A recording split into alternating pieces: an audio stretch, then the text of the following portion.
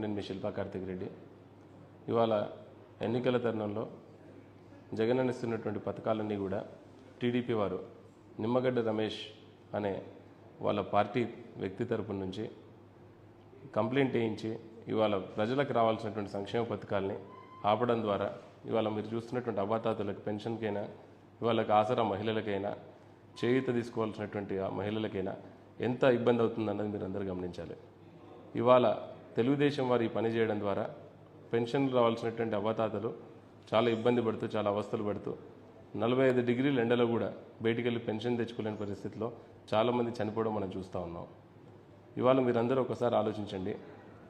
ఇదే తెలంగాణ రాష్ట్రంలో ఎన్నికల టైంలో ప్రతి సంక్షేమ పథకాన్ని కూడా ఎక్కడ ఆపకుండా ప్రతి ఇంటికి చేరవేసే విధంగా చూసిన ఈసీ మన రాష్ట్రంకి వచ్చేసరికి తెలుగుదేశం వారు నిమ్మగడ్డ రమేష్ ద్వారా ఇచ్చిన కంప్లైంట్ని తీసుకొని దాని ద్వారా ఎవరికి కూడా ఇవాళ సంక్షేమ పథకాలు ఇవ్వకూడదని ఒక స్టే తెచ్చి వాళ్ళని ఉపయోగించుకొని అవ్వాతాతల్ని ఇబ్బంది పెట్టడం, ఆడవారిని ఇబ్బంది పెట్టడం గురి చేయడం జరుగుతూ ఉంది. మీరందరూ ఒకసారి ఆలోచించండి. ఇవాళ రైతన్నలకు కూడా ఇన్పుట్ సబ్సిడీ రాకుండా చేస్తున్నది తెలుగుదేశం పార్టీ వారు, మహిళలకు చేయూత రాకుండా చేస్తుంది తెలుగుదేశం పార్టీ వారు, ఇవాళ మహిళలకు ఆసరా రాకుండా చేస్తుంది తెలుగుదేశం పార్టీ వారు.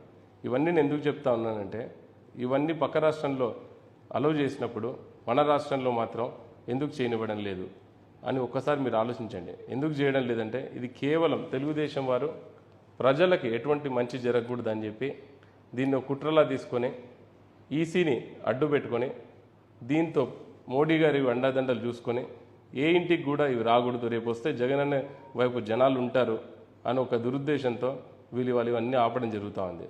దీని ద్వారా 10,000 కోట్ల నిధులు విడుదల కావాల్సింది పూర్తిగా వాటిని ఆపేసి ఇంటింటి చిన్నపిల్లలు ఉన్నారా, లేకపోతే ఇవాళ చాలామంది పిల్లలు బయట చదువుకుంటూ ఉన్నారు, వాళ్ళకి విద్యా దీవెన రాకుండా చేశారు. చాలా మహిళలకు ఆల్రెడీ జగనన్న బటన్ నొక్కినప్పటికీ కూడా ఆసరా డబ్బులు రాలేదు, చేయూత డబ్బులు రాకుండా చేశారు, పెన్షన్లు కూడా ఎక్కడికో పోయి తెచ్చుకునే పరిస్థితికి తెచ్చిపెట్టారు. ఇవాళ జనాలందరినీ నేను కోరేది ఒకటే, మీరందరూ మీ పరిగణనలకు ఒకసారి మీరందరూ ఆలోచించుకోండి. మనం వేసేటువంటి ఓటు ఎవరికి వేస్తున్నాం? ఇవాళ మన పథకాలను ఆపేటువంటి చంద్రబాబు నాయుడుకి వేయాలా, లేకపోతే ఇంత కష్టంలో కూడా మనకు ప్రతి సంక్షేమ పథకాన్ని అందిస్తున్నటువంటి జగన్మోహన్ రెడ్డి అనే వేయాలన్నది మీరు ఒక్కసారి ఆలోచించి ప్రతి ఒక్కరు కూడా జగన్మోహన్ రెడ్డి గారికి మద్దతు తెలుపుతారని రేపు వచ్చే 13వ తారీఖున ఎంపీ మరియు ఎమ్మెల్యే ఎలక్షన్స్ రెండింటికి కూడా మీరు ఫ్యాన్ గుర్తుపై వేసి ఇక్కడ లోకల్గా ఉన్న ఎమ్మెల్యే చక్రపాణి రెడ్డి గారిని, ఎంపీగా పోచా బ్రహ్మానంద రెడ్డి గారిని, మీద జగన్మోహన్ రెడ్డి గారిని దీవిస్తారని మనస్ఫూర్తిగా కోరుకుంటున్నాను.